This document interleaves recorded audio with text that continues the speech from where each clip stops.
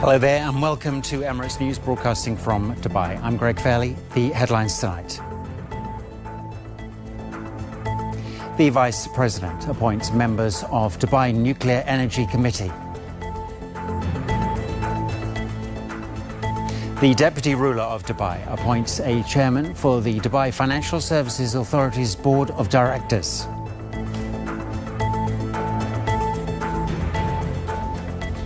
In the business tonight, state-of-the-art Moro Hub, Smart Cities Command and Control Centre inaugurated. And in the sports, UFC 251 in Abu Dhabi took place early this morning, with more events to come throughout the month on Yas Island.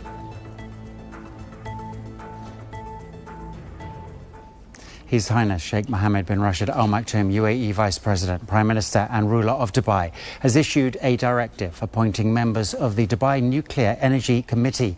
According to the decision, Syed Mohammed Al Taya will chair the committee and engineer Walid Ali Salman will be the vice chairman. The decision is valid from the date of issuance and shall be published in the official gazette. The Deputy Ruler of Dubai and President of the Dubai International Financial Centre, His Highness Sheikh Maktoum bin Mohammed bin Rashid Al Maktoum, today issued a decision reappointing Saeb Aigner as Chairman of the Dubai Financial Services Authority's Board of Directors. His Highness also appointed Fadl Al Ali as Deputy Chairman of the Board. On the occasion, Sheikh Maktoum said that Dubai has strengthened its position as one of the world's most prominent financial and business centres, guided by the Vice President. Sheikh Maktoum also added that the Emirates' diversified economy, flexible financial policies, openness to global markets and ability to meet the requirements of major financial institutions have all been key drivers of Dubai's growth as a global financial centre. Dubai has approved a new economic stimulus package worth 1.5 billion dirhams for the business sector. This is the third package announced by the Emirates, taking the total of all three packages to 6.3 billion dirhams since the onset of the coronavirus. As part of the latest package, some of the benefits include hotel establishments and restaurants receiving a refund of 50% on the municipality fees charged on sales. Meanwhile, the tourism dirham fee has been halved until the end of the year. In the education sector, private schools will be exempt from commercial and educational licence renewal fees until the end of 2020.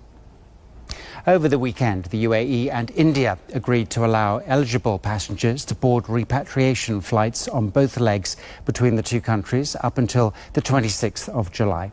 Faraz Javed caught up with stranded UAE residents in India who have been wanting to get home, as well as some of the lucky few who made it back here through charter flights. Hundreds of UAE residents stranded in India were relieved to hear that the Indian Civil Aviation Ministry has finally agreed to carry out repatriation flights to the UAE starting this week. Well, indeed, it's a good news because we have been waiting since 4 months to hear some positive news. The residents who are stuck in India, they can now go back in this around 15 days window. To fight the coronavirus, India shut down all of its international commercial flights from the 25th of March, leaving thousands of UAE residents in India devastated. I feel devastated that I can't go back home to my family right now, and I hope that the authorities do something about it. I'm into a mental stress, mental trauma, because I came to India in the month of March. Basically, there are two things that is affecting. Number one, which is family, obvious. When I came to India, my daughter was 4 months old, and by now she's 8 months. My wife and my kids are without me. And second thing, people are in India for a long time, so we have a very big fear of losing our jobs as well.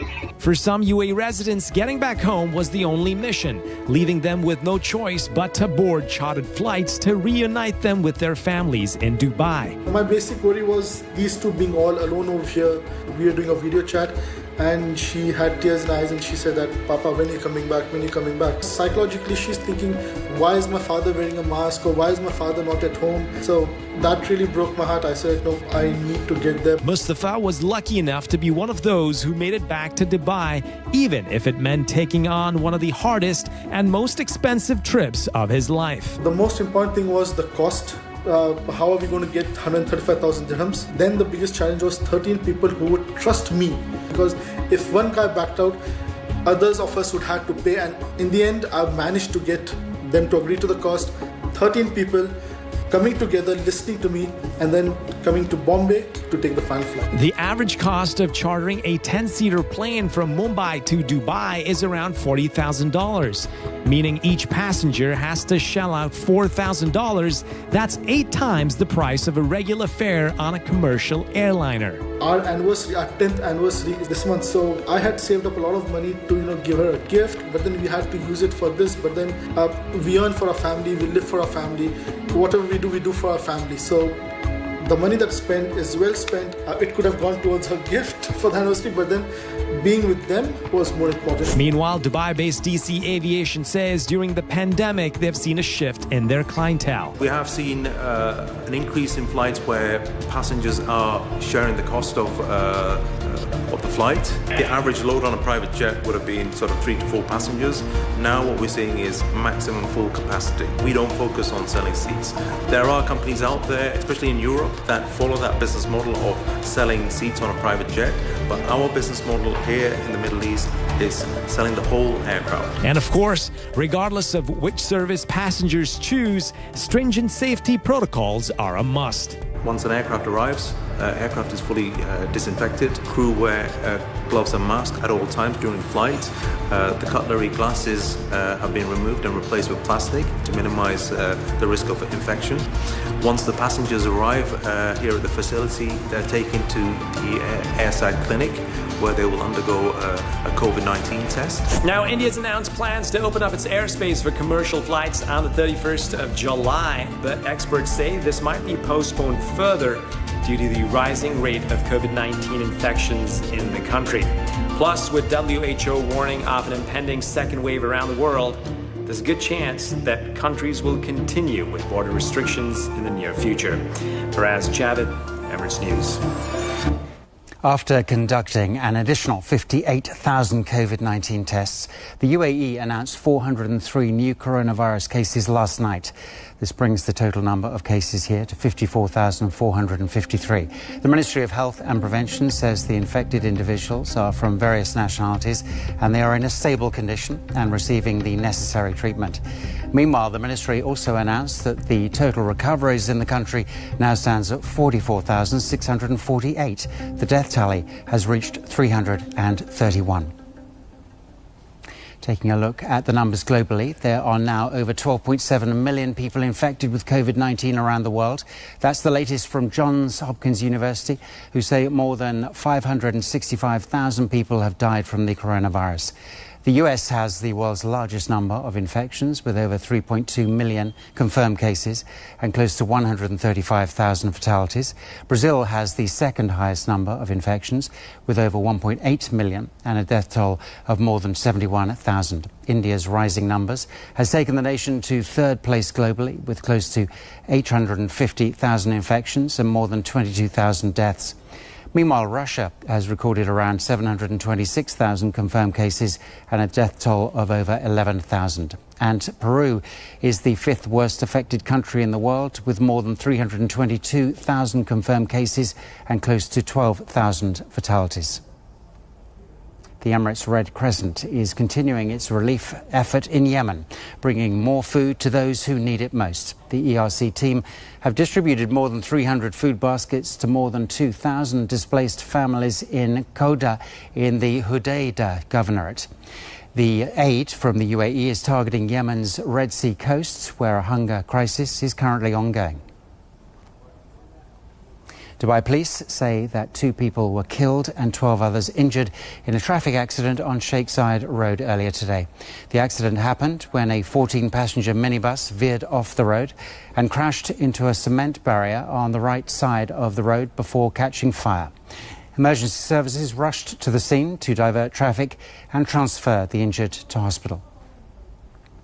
Dubai's Roads and Transport Authority say that the building of footbridges is the reason for a massive decrease in pedestrian fatalities. The RTA say that from 2007 to 2019, pedestrian deaths reduced by more than 75%, thanks to more than 100 footbridges that have been constructed in Dubai. In 2007, it recorded 142 pedestrian deaths, whereas last year that number had shrunk to just 34. The RTA planned to build another 34 footbridges during the next 6 years, which will bring the total number of pedestrian bridges up to 150. Time now for a short break, but stay with us here on Emirates News. The business is on the way next, and state-of-the-art Morrow Hub Smart Cities Command and Control Centre officially inaugurated. Details on the way when we continue.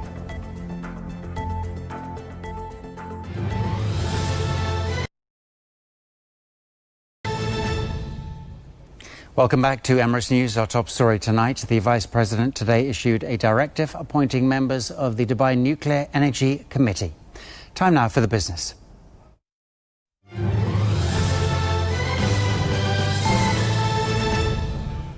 His Excellency Saeed Mohammed Al Tayed, the Managing Director and CEO of Dubai Electricity and Water Authority, has inaugurated the Smart Cities Command and Control Centre of Morrow Hub. The Hub's new centre provides services in intelligent Internet of Things platforms, cybersecurity and managed services to support the government and enterprise customers in their digital journey. The new centre means that from now on, digital leaders are able to make well-informed decisions based on data-driven analysis. Dubai SME, in its role developing the SME and entrepreneur sector, has continued to expand and diversify its advisory and support programs in the past 12 months, with an added emphasis on enhancing competitiveness and strengthening Dubai as a centre of innovation and entrepreneurship. 170 million dirhams worth of incentives and services were provided to almost 4,000 Emirati entrepreneurs in 2019. Overall, local entrepreneurs have received over 630 million dirhams worth of incentives and support from Dubai SME since its inception back in 2002. The UAE and China look set to revive bilateral economic activity through the first ever Economic and Trade Digital Expo organised by Hala China. The platform, which takes place this Wednesday, the 15th of July, aims to lay the foundations for bilateral trade in the new digital economy. Before the disruption caused by the coronavirus, bilateral trade between the UAE and China had looked set to grow substantially, hitting the 100 billion dirham mark. Since the outbreak of the global coronavirus pandemic, the UAE government have been set on keeping the education community safe. Dr. Cedwyn Fernandes is Pro-Vice Chancellor and Director of Middlesex University Dubai. He joins us on the programme now. Great to have you with us. Can I start by asking you, what preventative measures have you taken during COVID-19 to safeguard students and also staff? Yeah, thank you for having me. We have opened for our staff since July, and we are ready to welcome our students in September. So the health of us and safety of our students and staff remains our absolute priority.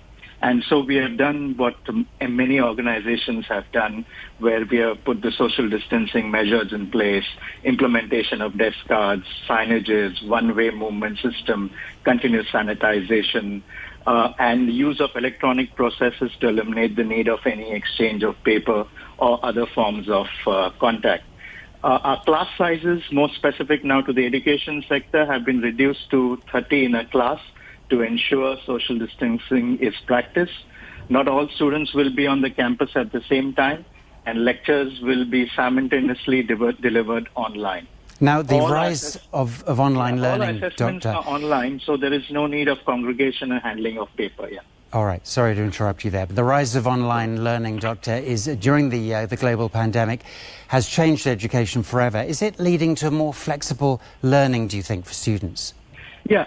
In a way, yes, but it's not new because the blended learning model is a flexible mode of delivery involving the combination of independent, group-based and tutor-facilitated learning, where the interactions will take place both online and on campus. But the most important thing here is the value of human interaction and the social aspect of life at the university. A lot of people, faculty and students, had previously taken this for granted and now realize how precious it is. And therefore, we find that the rise of online learning will not be just a virtual learning process, but will be a blend between face-to-face and online. Now, are you actually planning your distance learning capabilities so that you can reach a wider student pool in the future? Yes, in the sense that this gives us the opportunity of getting the best of both worlds. So initially in the UAE, since now students will come to the campus just about, say, 2 times a week, and the other times we'll do online. So there is more opportunity to get students from the distant Emirates around Dubai, because travel will be reduced to just twice a week. Also, depending upon which countries' borders are open and can travel to the UAE, it may be a possibility to do the online teaching for one term for international students if there is an issue with them coming to the UAE. Now, just one final question for you, just briefly. What does the future hold, do you think, for higher education institutes post-COVID-19? Yes, I think there's a bit too much made out of that everything is going to go virtual, because education has not been disrupted by technology. It's one of the last major industries which has not been disrupted. And there's a reason to that. The reason is that the social aspect of higher education is an intrinsic component of the student experience, and we must not overlook in online blended learning.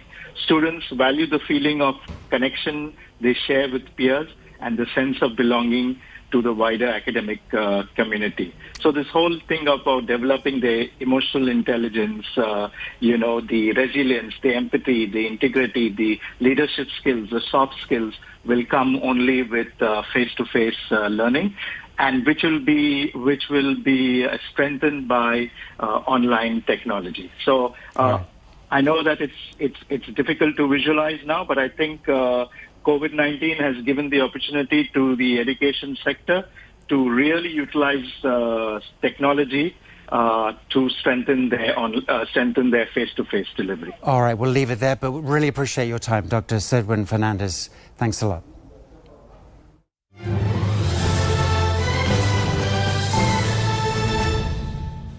The first and biggest event of the UFC's Fight Island in Abu Dhabi was watched by millions around the world. This morning, the Flash Forum and the surrounding area on Yas Island has been cordoned off for a series of UFC events this month.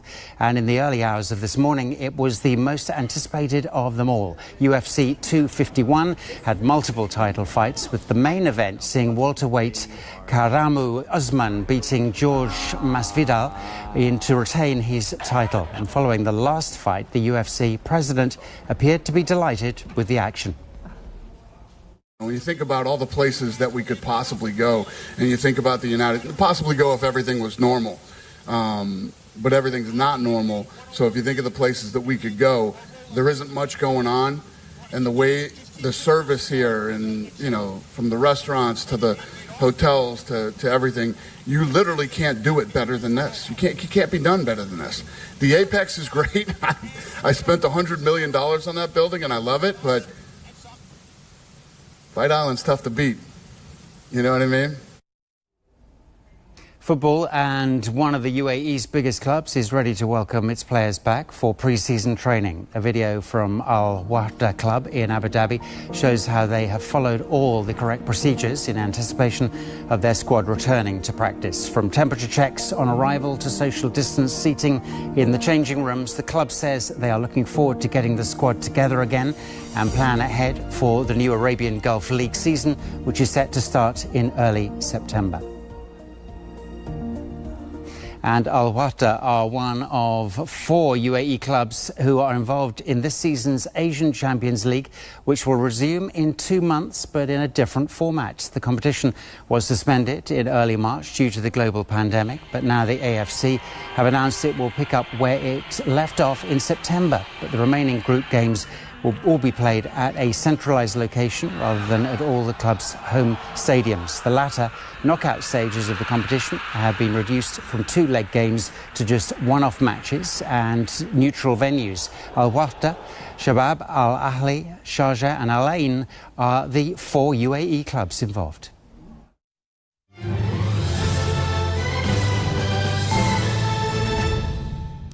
And finally, the organisers of the Emirates Airline Festival of Literature say the annual celebration of books and words will take place next February in a more blended format. The event will feature a mix of live physical events and online streaming. The news comes following a busy few months for the foundation, which has seen its online presence grow substantially since the global pandemic began. Newly released festival content has so far attracted more than 75,000 views. And with that, we end tonight's programme. Follow us at Dubai One TV and at Emirates_news. Remember to join us for our COVID-19 briefs throughout the day, keeping you up to date, as well as our regular 7:30 p.m. bulletin. Emirates News will be back again tomorrow. For now, from all the team, bye for now.